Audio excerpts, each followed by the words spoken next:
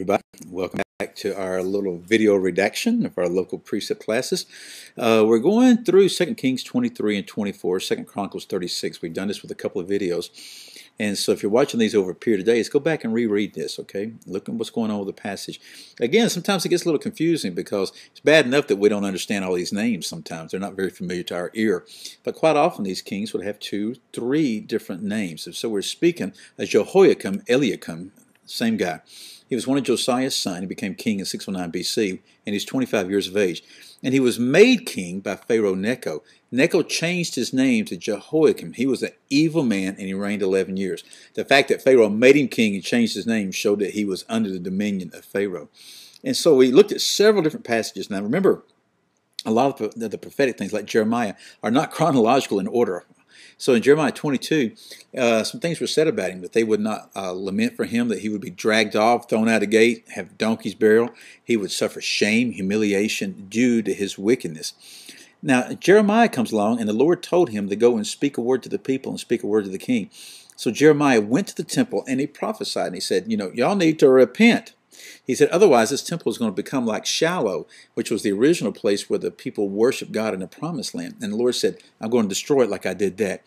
Well, of course, the religious rulers had a fit. They rioted and the people rioted, and they were going to kill Jeremiah. He winds up getting hauled before the officials, not before the king himself, but before the officials. And we find a really interesting thing right here. Jeremiah tells them the truth. And in truth, he says, I am now in your hands. Do with me as you will. Well, the officials talked about it, and they said, well, this is the same exact word that Uriah had spoken. Now, this is the first time we've seen Uriah, a prophet. Uriah had done something different, though. He came in and spoke the word, and he found out that Jehoiakim was after him. So Uriah fled, went to Egypt. He ran away from the king. Well, the king learned of this, sent people down to Egypt. They captured him, they brought him back, and they killed him. So now the officials are saying, hey, this is the same word. And so, whether they believed it or didn't believe it, they said there's no reason to treat Jeremiah like this. I found something else really interesting right here.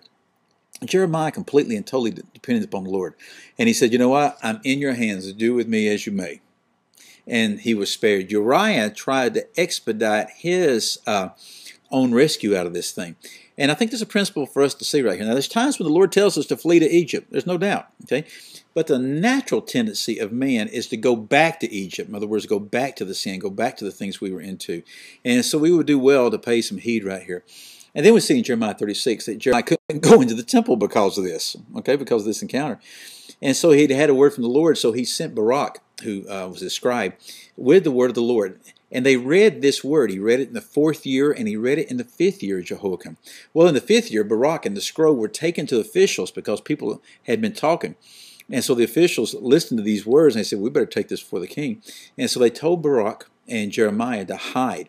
And so in this 5th year, as the king was read these words, he just took a little knife and just cut them into pieces, all that scroll, and just burned each one piece by piece by piece. There's one thing to throw something in the fire, and one thing to destroy something, but to do it in a malicious way like this, just piece by piece, wasn't just a little happenstance, just wasn't a thought that was going by. He took his time doing this. He wasn't afraid of the Lord. He did not listen to the word. He did not repent. He tried to find Jeremiah and Barak, but he couldn't find them. And this occurred after the first invasion, so he already knew that they had problems, and part of this word was already being fulfilled. And here's what we learn about this king, Eliakim. He would have no one to sit on David's throne. His dead body would be cast out in the heat of day and frost of night. All calamity would come upon him, all because he did not listen. We need to be forewarned, and we would do well to listen, to learn, and give heed to the Lord. Again, from the Precept classes in Cullman, Alabama, and I'll see you again next time. Goodbye.